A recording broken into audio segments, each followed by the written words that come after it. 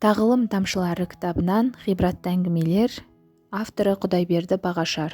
Әкеден артық балмұздақ. Жақын бір жолдасым 3-4 жасар баласын құшақтаған күйі емханаға келді. Баласының қызуы көтеріліп, не құсқанына дейін тәптіштеп, ентіге жеткізуінен ақ баласына деген әкелік махаббатының шексіз екендігін, баласы үшін терең уайымға салынғанын сезу қиын емес еді. Бір қарап шыққаннан кейін бір нәрсе жүрегіне тиіп қалған болар деп күтігімді айтқанымда, тоңазытқышта тұрған 1 килоға жақын балмұздақтың шамамен бәрін жеп қойыпты, біз оны кейіннен білдік деді. Мәселенің мән-жайы енді түсінікті болды. Алайда баласын қатты жақсы көретін әкені сабаға түсіру баланы емдегеннен де қиынға соқты. Осы орайда баланың да әкесін қаншалықты жақсы көретіндігін білдіру, әрі балаға ауыр тиген нәрсенің балмұздақ екенін байқату мақсатында, балақай, қане айта қойшы, әкеңді қаттырақ жақсы көресің бе, әлде балмұздақты ма деп сұрағанымда, бала еш ойланбастан балмұздақты деп жауап берген еді. Иә, бала небәрі 3-4 жаста.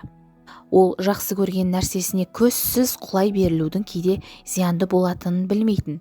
Сондай-ақ балмұздақты емес, өзіне ерекше қамқорлық көрсетіп, оның бар жағдайын жасап отырған әкесін жақсы көру керектігін, өзінен ештеңесін аямайтын әкесінің балмұздақпен ешқашан салыстыруға келмейтінін, теңдессіз тұлға екендігін әлі ұғына қоймаған жаста еді.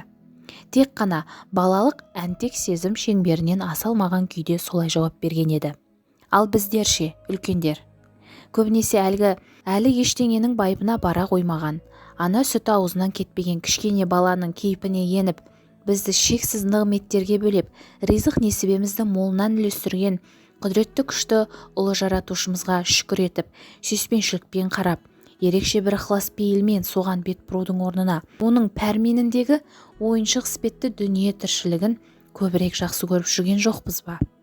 Зиянды екенін біле тұра, бір тұтам дүние тіршілігіне барынта шынтамызбен құлай беріле кірісетініміз соншалық, ұлы жаратқан алдындағы құлшылығымызды да қаперге ілмей жүрген жоқпыз ба? Әй, бұл пендешілікті қойсайшы. Байлық алақандағы мұз, бақ басқа қонған құс. Бірі еріп кетер, бірі ұшып кетер. Деген даналар сөзі не деген мағыналы айтылған десеңші.